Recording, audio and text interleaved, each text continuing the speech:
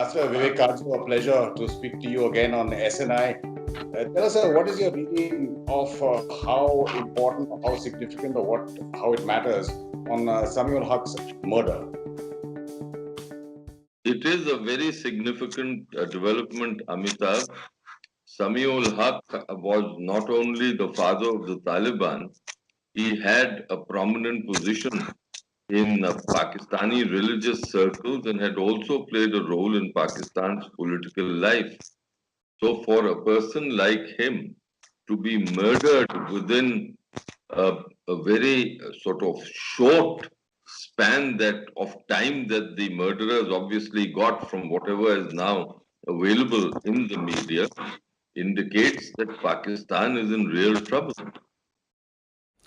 Now, there are various theories. The investigation has started. FIR has been lodged against unidentified people as well. And you mentioning it was a very short span of time, possibly 15 minutes, where he was stabbed several times.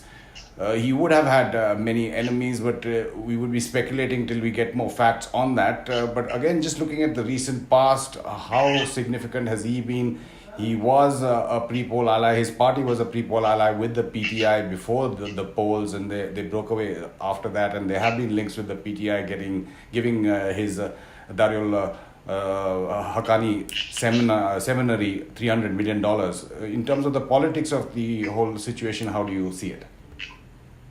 Look, there were reports that he was trying to help in the intra-Taliban reconciliation process.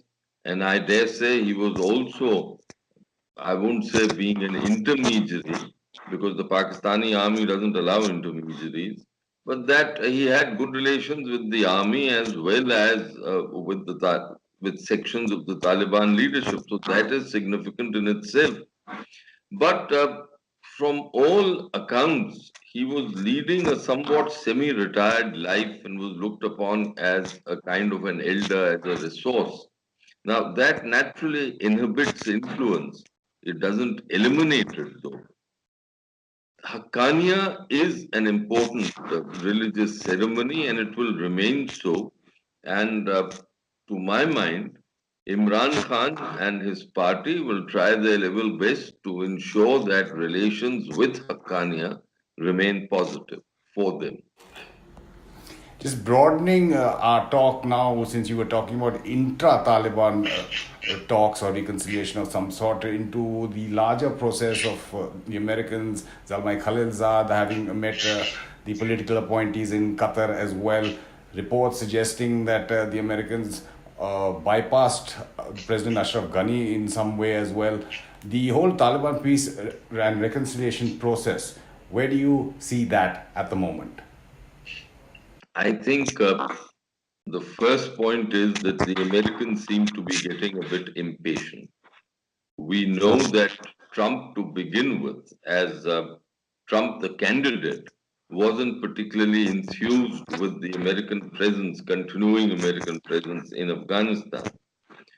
He was later, and after he came into office, persuaded that the Americans had, for their own strategic purposes, had to remain in Afghanistan. He, on the 21st of August last year, he announced his policy and he took personal onus for that policy. If you recollect, he read it out himself. And in that, he warned Pakistan not to play a duplicitous role, to get the Taliban on board by stopping the safe havens. And he also wanted India to play a more energetic role, although in the economic sector, and we are playing that role in any event. After that, I think for some months, around autumn, around this time last year, the American officials and the Pakistani officials were trying to sort out things, trying to see how the land lies. The Pakistanis were quite clearly taken aback with Trump's South Asia and Afghanistan policy. And then, if you recollect, he tweeted on the 1st of January. But clearly today, he has gone back to the traditional policies towards Afghanistan. If anything, he seems to be even more keen than Obama or Bush were to get the Pakistanis, to persuade the Pakistanis to get the Taliban on board. As of now, the Pakistanis seem to be playing a waiting game.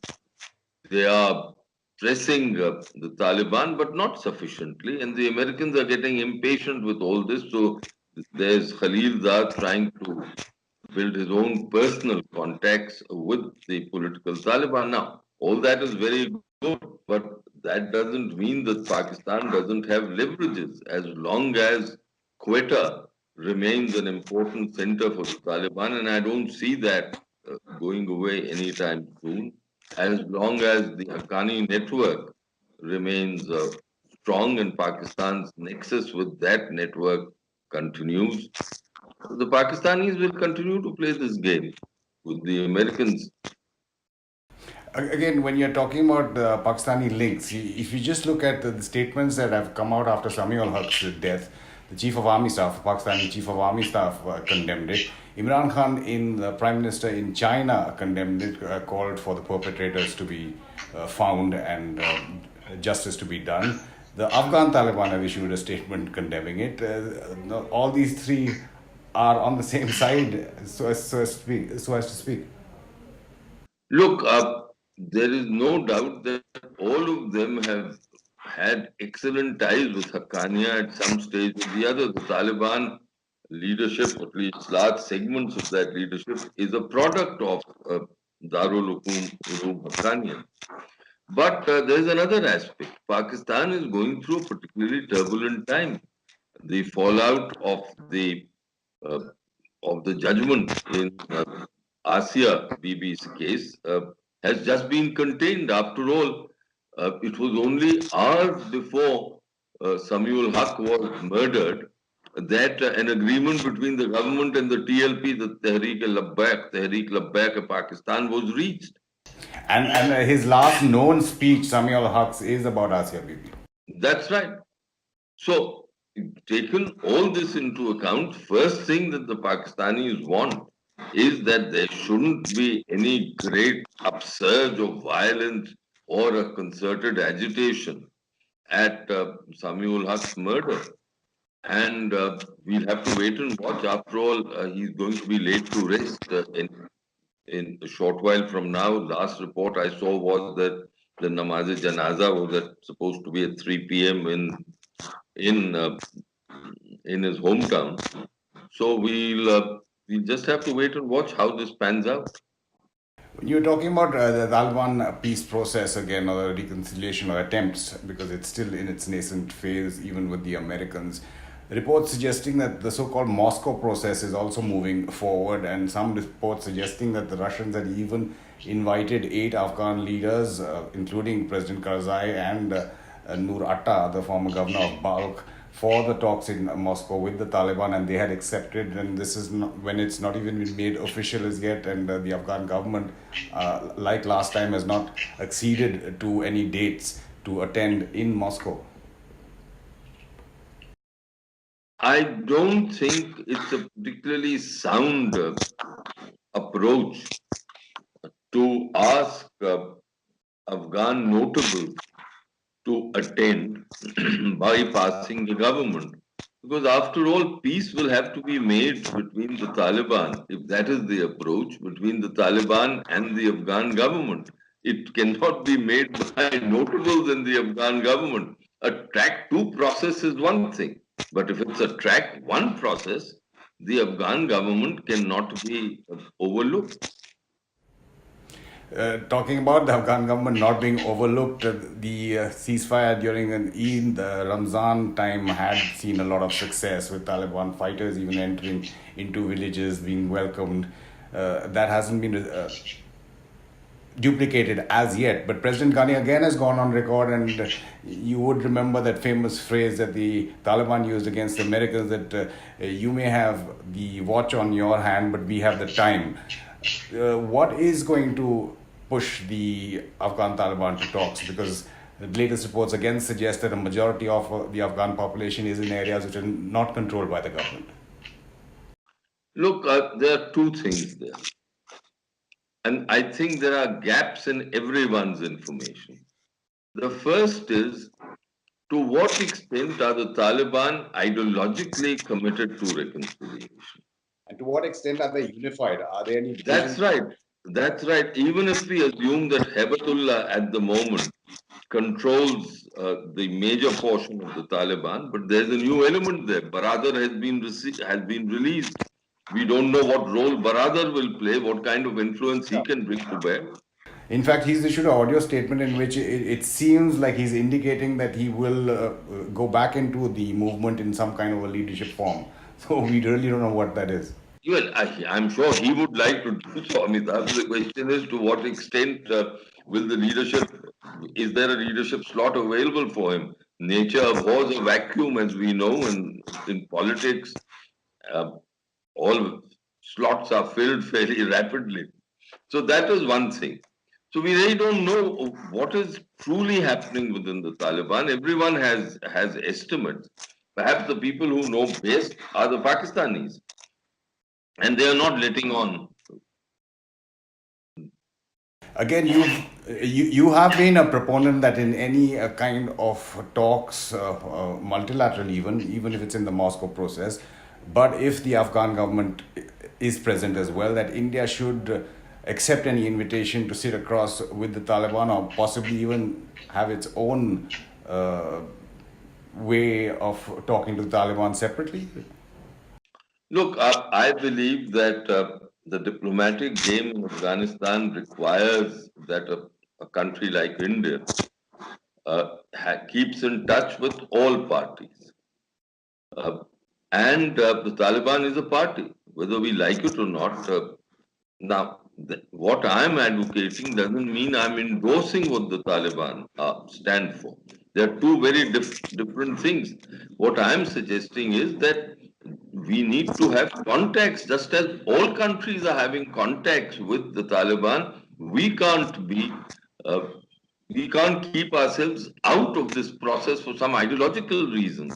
Second, we all know for a fact that for a long time the Taliban representatives have been conveying signals to Delhi from different ways that they should not be considered as Pakistani puppets, and that they should have contacts with us like they have with other countries. So again, to repeat, I'm not suggesting that we endorse them. I'm not even suggesting that we dilute our support for the Kabul government. That must remain full. And if anything, it can be enhanced. But the diplomatic game, as I mentioned, requires that we keep in touch with everyone. So one, if there is a track two process, and quite frankly, if the Afghan government is not there on the table, then any process that the Russians have will be a track two process, because the notables, Afghan notables, Karzai, Atta Noor, we all know these people. They all have a significant role to play in Afghan public life, but today they are not in office. So they can't be decision makers. And hence, any process they are associated in is a track two process. And if it is a track two process, we can be on the track two table too. And if it's a track one process, multilateral track one process, I see no reason why we shouldn't be there. Now, that doesn't mean that we have to say all goody things about the Taliban. We can be very forthright and put our viewpoint uh, categorically on the table that we don't like many of the things that the Taliban did in the past, or many of the things that the Taliban stand for. But to be present is important. India has drawn those red lines very clearly also in the past. Again, just the situation in Pakistan, reports suggesting that Abdullah Gul, son of the ex-ISI chief Hamid Gul, has also said that he claimed that he has survived an assassination attempt. And this is coming a day after, or possibly on the same day that Sami ul-Haq was murdered. Is there any connection that you see in that? Amitabh, I really can't respond to that. I haven't followed Abdullah. Hamid Gul, of course, everyone followed, but Abdullah Gul, I have not followed as yet. I will do so now. But so I won't hazard a guess. But given the situation in Pakistan, I'm not surprised if it's becoming Hobbesian. It's all against all. It's getting quite murky. Sami ul-Haq's murder, the way it was carried out, it's pretty breathtaking. From all that has appeared in the press, that here he comes from Akora Khatak, he comes, he's there apparently for about half an hour in his house, from the report that I've seen. Yeah. His companion, person who had brought him, and the driver step out, and he's stabbed with multiple stab wounds to his face, to his chest, etc. So that shows that things aren't settled at all. Ambassador Katju, thanks again so much for speaking to us. As always, a pleasure. Thank you. Thanks, sir. Thanks.